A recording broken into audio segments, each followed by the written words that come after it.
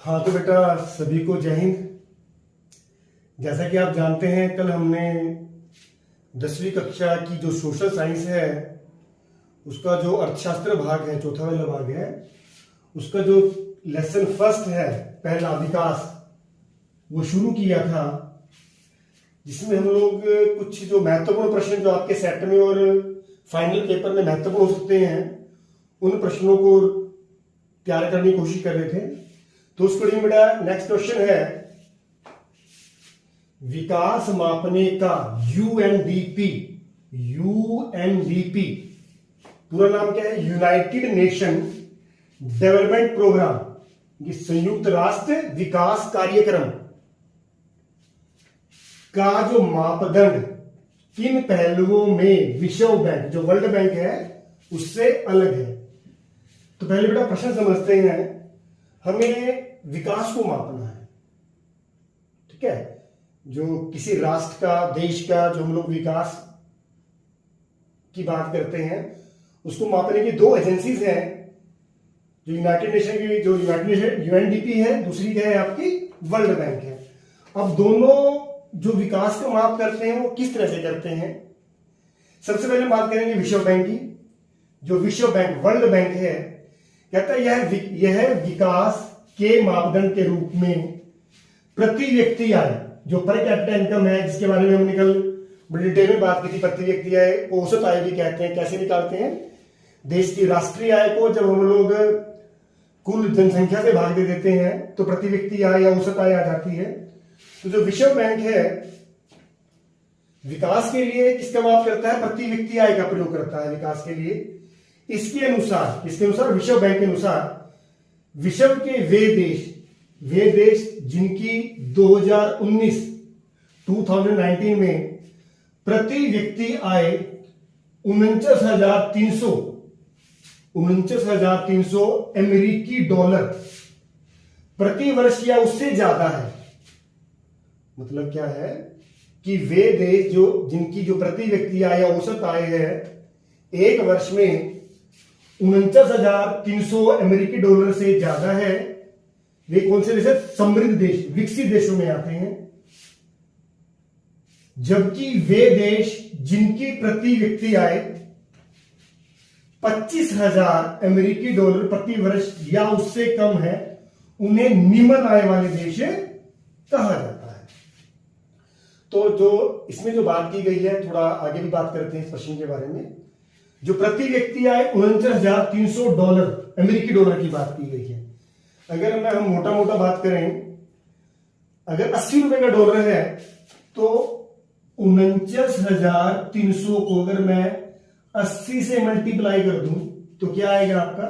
000 8 24 हासिल 2 8 72 और 2 74 हासिल 7 8 चौके 32 32 7 39। कितना हो गया बेटा? ये इकाई, दहाई, सैकड़ा, हजार, 10,000, लाख, 10 लाख, 39,44,000। ये प्रति व्यक्ति आय की बात की जा रही है एक साल की। वे देश जिनकी जो प्रति व्यक्ति आय, अगर मैं रुपयों में बात करूं, 39,44,000 से ज्यादा है, वे देश जिन देशों में समृद्ध यानी कि विकसित देश कहेंगे उन देशों को, जैसे अमेरिका है आपका, जापान है, ऑस्ट्रेलिया है, इंग्लैंड है, फ्रांस है, जर्मनी है, ये किन में आते हैं? समृद्ध देशों में आते हैं। और मेरे बेटा जिन देशों की जो प्रति व्यक्ति आय क्या है? 2,500 अमेरिकी डॉलर से कम है। अगर हम 2,500 को निकालते हैं, देखिए 80 से अगर मल्टीप्लाई करें, डॉलर 80 रुपए का है, 1 2 3 0 8 पंजे 40 हासिल 4 8 दूनी 16 16 और 4 20 इकाई, दहाई, सैकड़ा, हजार, 10,000, लाख, 2 लाख। कहने का अभिप्राय क्या है? वे देश जिनकी प्रति व्यक्ति आय 2 लाख रुपए से कम है एक साल की, तो किन में आते हैं? और निम्न आय वाले देशों में आते हैं। जैसे भारत है, पाकिस्तान है, बांग्लादेश है, श्रीलंका है, नेपाल है। ये वो देश है बेटे जिनकी जो प्रति व्यक्ति आय है साल की, क्या है वो? 2 लाख रुपए से कम है। तो अब हम बात करेंगे मध्यम आय वाले देशों की। अब जिन देशों की इनकम इन दोनों के बीच में है, यानी कि $2500 से ज्यादा है पर $49,300 से आय जिनकी कम है एक साल की प्रति व्यक्ति आय, वो किन में आते हैं बेटे? वो मध्यम आय वाले देशों में वो आएंगे। आशा आपको समझ में आ गया होगा। तो जो विश्व बैंक है बेटे विकास के रूप में किसका बात करता है? जो उसका संकेतक है, इंडिकेटर है, वो क्या? पर कैपिटा इनकम है। अब बात करेंगे हम लोग यूएनडीपी की, जो यूनाइटेड नेशन डेवलपमेंट प्रोग्राम है। कहता है यह विकास के मापदंड के रूप में किसका? एसडीआई यानी कि ह्यूमन डेवलपमेंट इंडेक्स, यानी कि मानव विकास सूचकांक। जो मानव विकास सूचकांक की बात करता है वो प्रति व्यक्ति आय की बात करता है। तो मानव विकास सूचकांक का प्रयोग करता है यूएनडीपी द्वारा प्रकाशित मानव विकास रिपोर्ट। देशों की तुलना लोगों के मतलब शिक्षा की बात करता है, मतलब किसी भी देश में शिक्षा का स्तर कैसा है, स्वास्थ्य का स्तर कैसा है, इसके अलावा प्रति व्यक्ति आय की बात भी करता है। मतलब जो इंडिकेटर लेता है, इस संकेतक लेता है, विश्व बैंक से थोड़ा बढ़िया ले लेता है। इसमें प्रति व्यक्ति आय तो लेता है, साथ में शिक्षा और स्वास्थ्य भी लेता है। अगर हम लोग बात करें कौन सा इंडिकेटर बढ़िया है, कौन सा संकेतक बढ़िया है, तो बेटे अगर मैं पर कैपिटा इनकम की बात कर रहा हूं के लिए, सपोज कीजिए किसी देश में 10 लोग रहते हैं, ठीक है, 10 लोग रहते हैं और 10 के 10 लोगों की इनकम क्या है? 10-10 रुपए है। तो टोटल 10 लोग हैं, प्रत्येक इनकम 10 रुपए है, तो कितनी बन जाती है? टोटल आय बन गई 100 रुपए। तो प्रति व्यक्ति आय कितनी हो गई? टोटल आय 100 हो गया, 10 क्या है? टोटल पॉपुलेशन है, तो 10 रुपए क्या हो गया? प्रति व्यक्ति आय हो गया। पर अगर मैं बात करता हूं कि 10 में से 2 लोग ऐसे हैं, 10 में से 2 लोग ऐसे हैं जिनकी आय 10 से बढ़कर 50 हो जाती है। अब 2 लोगों की आय कितनी होगी? 50 50 और 50 100, और 8 लोगों की आय कितनी है? 80, क्योंकि जो 8 बचे हैं उनको 10-10 ही इनकम है। तो टोटल इनकम कितनी होगी? 180 हो गई, ठीक है ना।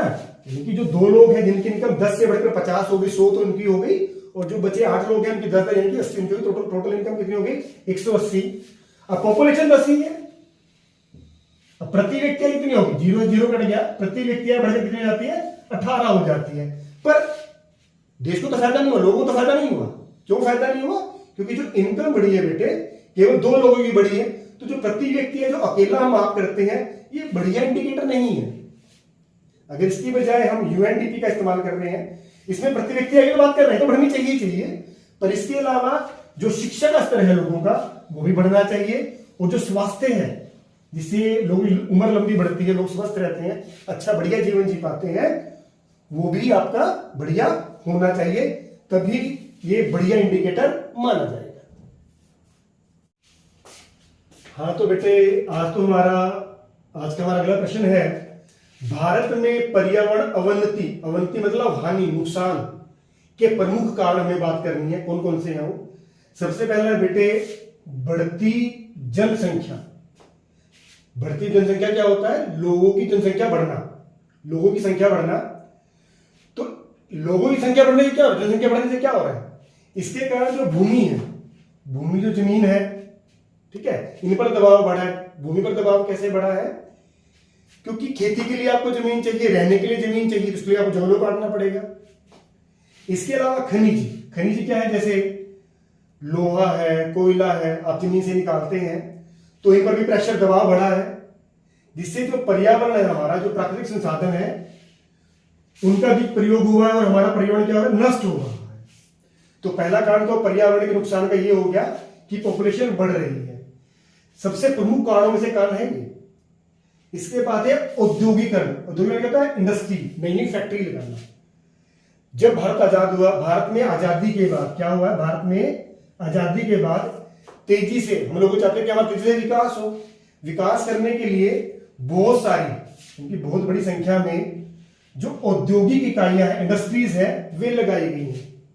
अब भाई इंडस्ट्रीज लगी हैं तो इंडस्ट्री से क्या निकलेगा? धुआं भी निकलेगा। जैसे चीनी मिल है, कपड़ा मिल है, लोहा जहां आपका स्टील बनता है, ठीक है ना, कागज तैयार होता है, तो ये इंडस्ट्रीज होती हैं। इन इंडस्ट्री से धुआं निकलता है, अपशिष्ट में क्या गंदा पानी निकलेगा। अब वो गंदा पानी क्या आप नालों में डाल दे, नाले और नदियों में जाके मिल जाते हैं। तो इससे क्या हो रहा है, इससे भी हमारा पर्यावरण को हानि पहुंच रही है, क्योंकि पानी हमारा गंदा हो रहा है इससे। तीसरा कारण क्या है, बढ़ती यातायात व्यवस्था। यातायात क्या होता है, देखिए अगर पॉपुलेशन बढ़ रही है तो कहीं ना कहीं देश में जो वाहन है उनकी संख्या बढ़ रही है। वाहन कैसे, जैसे बसें हैं, ट्रक हैं, कारें हैं, बाइकें हैं, तो बड़ी तेजी से बढ़े हैं। इनसे बहुत ज्यादा धुआं निकलता है, पता ही है आपको। जो धुआं, जो कार्बन डाइऑक्साइड गैस निकलती है, कहीं ना कहीं ये पर्यावरण को बहुत ज्यादा हानि पहुंचा रही है। इसके बाद मेरे बेटे जो नेक्स्ट कारण है, बढ़ता हुआ नगरीकरण तथा शहरीकरण। अब पॉपुलेशन बढ़ रही है, जो बड़े बड़े गांव थे वो शहरों में बदल गए, बड़े बड़े शहर थे वो नगरों में, जो छोटे नगर थे वो महानगरों में तब्दील हो गए हैं। अब इनकी जो पॉपुलेशन बड़ी तेजी से बढ़ रही है, क्योंकि देश की पॉपुलेशन बढ़ रही है तो इनकी पॉपुलेशन भी बढ़ रही है। तो जो शहरों तथा बड़े नगरों में जो पॉपुलेशन बढ़ रही है, जनसंख्या बढ़ रही है, इससे जो खेती के लिए जगह वो कम हो रही है। क्योंकि जब पॉपुलेशन बढ़ेगी तो आपको नई नई कॉलोनी काटनी पड़ेगी, नए नए सेक्टर काटने पड़ेंगे। तो कहां पर कटेंगे, जहां पर आज खेती होती है। तो खेती भी पीछे और शिफ्ट हो जाएगी, जहां जंगल है अब जंगलों को काटना पड़ेगा। अब जंगल कटे तो कहीं ना कहीं आपके पर्यावरण को नुकसान होगा। ठीक है, गर्मी बढ़ेगी। अभी आप देखते हैं इस मौसम में गर्मी कैसे बढ़ रही है, तो कहीं ना कहीं जंगल कम हो रहे हैं, पेड़ पौधे कम हो रहे हैं, ये भी इसका बहुत बड़ा कारण है। इसके बाद है बढ़ती निर्धनता।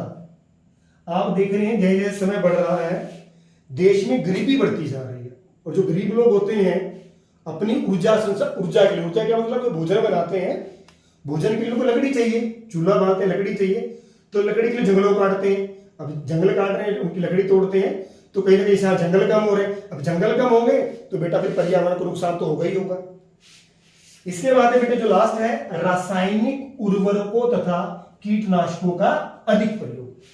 देखिए देश की पॉपुलेशन बेटे बड़ी तेजी से बढ़ रही है। अब इस बढ़ती हुई जो पॉपुलेशन है, जनसंख्या है, इसका पेट तो हमें भरना ही है।